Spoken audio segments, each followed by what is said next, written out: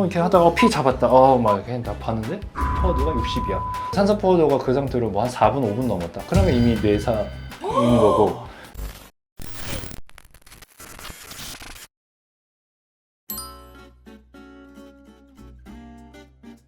의료사고라는 게 좀 범위가 좀 모호한데 사고 나는 유형들이 좀 다르죠. 뭉뚱그려서 누가 어디서 뭐 하다 죽었다 뭐 이런 것들 있잖아. 여러 가지 종류가 있어요. 그러니까 일단 우리가 여기서 환자들도 그렇고 우리도 다 그런 게 전신마취와 수면마취를 좀 정확히 알아야 돼. 일단 과정이 뭔지. 수면마취와 전신마취를 구분을 할 때 가장 큰 거는 내가 혼자 자발적으로 숨을 쉬는 상태에서 의식이 몽롱해져 있냐, 그거의 차이라고 보면 돼요. 내가 혼자 숨을 혼자 쉬고 있냐. 일단 전신마취를 먼저 과정을 설명을 드리면, 잠자는 약이 먼저 투여가 돼요. 그러면 이제 잠을 자잖아. 숨을 내가 혼자 쉬게 하는 게 아니고, 전신마취를 할 때는 튜브 호스를 입에 넣어요. 그게 폐 가까이 가운데 있는 기관으로 들어가서 기계가 의해서 숨을 쉬게 해주는 거예요. 그렇게 해주기 때문에 내가 숨을 못 쉬어서 사고 날 일은 절대 없어요.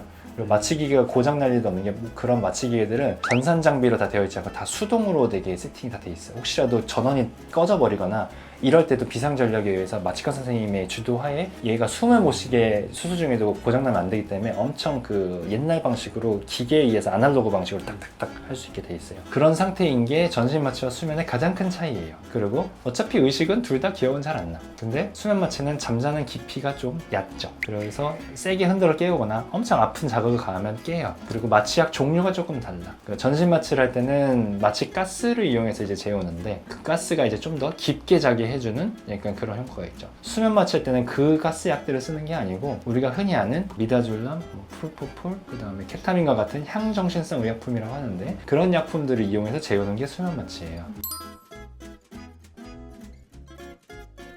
전신마취에 의해서 사람이 죽는 경우는 사실 숨을 못 쉬어서 죽는 경우는 없어요. 전신마취 약에 의한 알러지 반응처럼 일종의 열이 엄청 막 고열로 갑자기 나는 그런 악성 고열증이라는 그게 있는데, 진짜 드물어요. 그거는 마취과 한 명의 전문의 선생님이 전공의 대학병원에서 수련을 하고 거기서 교수님을 하면서 은퇴를 하시까지 한 명, 두 명 볼까 말까? 그래서 케이스 리포트 자체들도 전신마취 약에 의한 경우 자체를 아주 드문 보고로, 케이스가 있으면 서로 의사들끼리 공유해서 볼 정도라서, 그게 내가 걸리지 않을까 의심하는 거는, 그거는 좀 진짜 아주 희박하고, 그것 때문에 수면 마취를 한다. 근데 수면 마취를 해서 사고 나는 게 더 많지. 성형수술할 때, 수면 마취할 때 일어나는 일들을 내가 이제 설명을 해주면, 눈 수술할 때는 뭐 수면 마취를 하면 돼. 그리고 중간에 좀 깨워서 눈을 떴다 감았다도 좀 해야 돼요.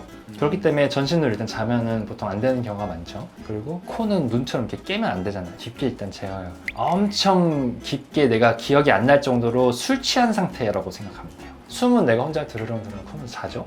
이 상태에서 수술하는 거라 보면 돼요. 근데 코는 하나의 문제가 뭐냐면은 피가 조금씩 계속 나고 계속 세척하면서 또 수술하잖아요. 그 용액량이 상당히 한데 그게 계속 콧구멍으로 넘어가는 거야. 이렇게 세면서. 그렇겠지? 그러면 어떻게 되는 상황이냐? 그냥 술에 잔뜩 취해가지고 내가 혼자 숨을 이렇게 자고 있는 상황이야. 물이 계속 넘어가. 혼자 꿀꺽꿀꺽 잘 삼키면서 자는 상황인 거죠. 아주 위험한 상황이란 말이에요. 되게 위험해요, 이 상황을 보면. 그래서 수술 최대한 빨리 해줘야 돼. 그래서 1시간에서 1시간 반 정도 넘지 않게 최대한 빨리 해주는 게 일단 제일 좋고, 가끔 술 마시고 토하다가 죽는 사람들 뉴스 나오잖아요.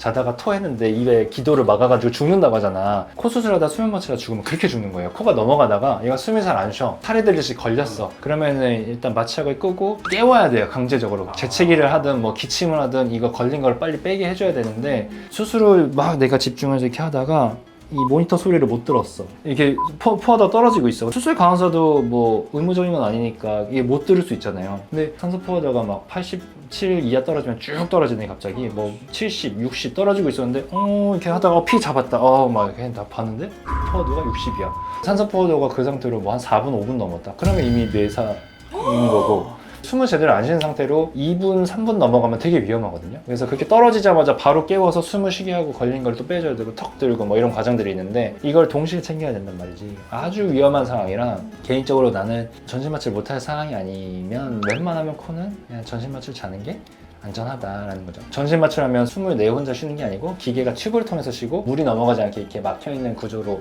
튜브가 돼 있거든요. 피가 아무리 넘어가도 기도로 물이 들어가서 막힐 일이 없어요. 그거는 있을 수가 없는 일이야. 그거는 마치 사고로 칠 수도 없는 거고 마취과 선생님들이 가장 기본적으로 챙기는 요소라 그렇게 될 수는 없어요. 그래서 적어도 그렇게 숨 모셔서 익사되듯이 죽는 사고는 코에 있어서는 전신 마취가 무조건 난 안전하다고 보는 주의고, 그렇게 나는 좀 그 얘기를 좀 하고 싶어서 이렇게 좀 하자고 한 거거든요.